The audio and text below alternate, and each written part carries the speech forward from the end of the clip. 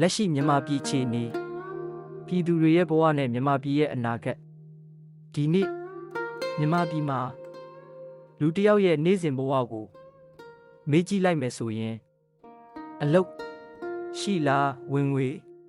တိုးလာလားမိသားစုလုံခြုံရဲ့လားဆိုတဲ့မေးခွန်းတွေကိုအရင်ကထပ်ပိုပြီးလေးလံစွာမေးနေရတဲ့အခြေအနေကိုတွေ့ရပါလိမ့်မယ်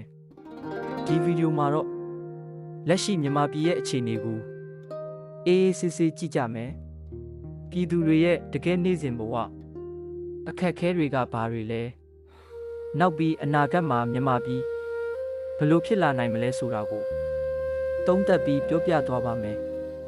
လက်ရှိနိုင်ငံရေးနဲ့လုံခြုံရေးအခြေအနေလက်ရှိမြန်မာပြည်အခြေအနေကိုအကျဉ်းချုပ်ကြည့်မယ်ဆိုရင်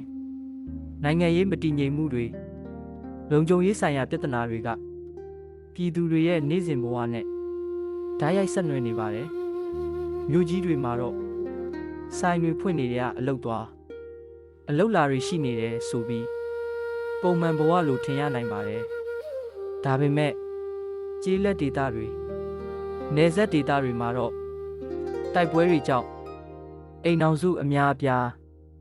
နေရာရွှေ့ပြောင်းနေရပါတယ်ဒီလိုအခြေအနေတွေက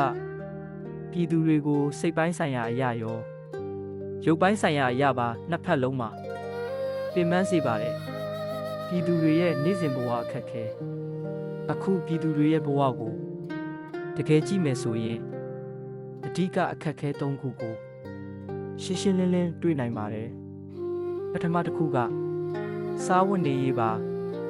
ကုန်စည်နှုန်းတွေတက်လာတာကြောင့်လစာတစ်ခုတည်းနဲ့မိသားစုဘဝကိုမလုံလောက်တော့ပါဘူးဒုတိယတစ်ခုကအလုပ်ကင်ပါလုပ်ငန်းပိတ်သိမ်းတာတွေလောက်ခလစာလျှော့ချတာတွေကြောင့်လူငယ်များစုကအနာဂတ်ကိုနိုင်ငံခြားမှာတွားရှာဖို့စဉ်းစားလာကြပါတယ်တတိယတစ်ခုကတော့အနာဂတ်မသေးချာမှုပါဒီနေ့လုပ်နေတဲ့အလုပ်ကမနှက်ဖြန်ကြည့်ရှိနေမလားဆိုတဲ့မေးခွန်းကလူတိုင်းရဲ့စိတ်ထဲမှာတိတ်တိတ်လေးရှိနေပါတယ်လူငယ်တွေမိသားစုတွေ၏အကျိုးသက်ရောက်မှုဒီအခြေအနေတွေကြောင့်လူငယ်တွေရဲ့ဘဝမှာအပြောင်းအလဲကြီးတွေဖြစ်လာပါတယ်ပညာရေးထက်အသက်ရှင်ရေးကိုဦးစားပေးရတဲ့အခြေအနေကိုလူငယ်အများစုကြုံနေရပါတယ်မိဘအချို့ကလည်းသားသမီးတွေကိုကျောင်းဆက်မပို့နိုင်တော့ပဲအလုပ်ဝင်လုပ်ခိုင်းရတဲ့အထိဖြစ်လာပါတယ်နောက်တစ်ဖက်မှာတော့နိုင်ငံခြားထွက်သွားရတဲ့အတွက်မိသားစုတွေခွဲခွာနေရတာကြာမတွေ့ရတာတွေကြောင့်မိသားစုတန်ဖိုးတွေပါတဖြည်းဖြည်းထိခိုက်လာတာကိုတွေ့ရပါတယ်မြန်မာပြည်အနာဂတ်အတွက်ဖြစ်နိုင်ခြင်းများဒါပေမဲ့ဒီလိုအခက်အခဲတွေကြားထဲမှာပဲမြန်မာပြည်ရဲ့အနာဂတ်ကိုမျှော်လင့်လို့မရဘူးဝတ်လို့တော့မဆိုလိုပါဘူးတမိုင်းကြောင်းကိုပြန်ကြည့်မယ်ဆိုရင်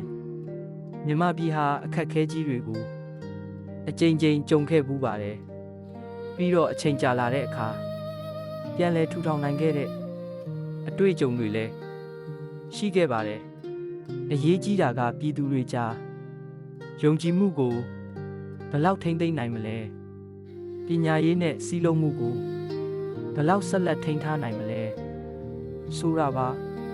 ပြည်သူအနေနဲ့မလုပ်နိုင်လဲအခြေအနေကြီးကို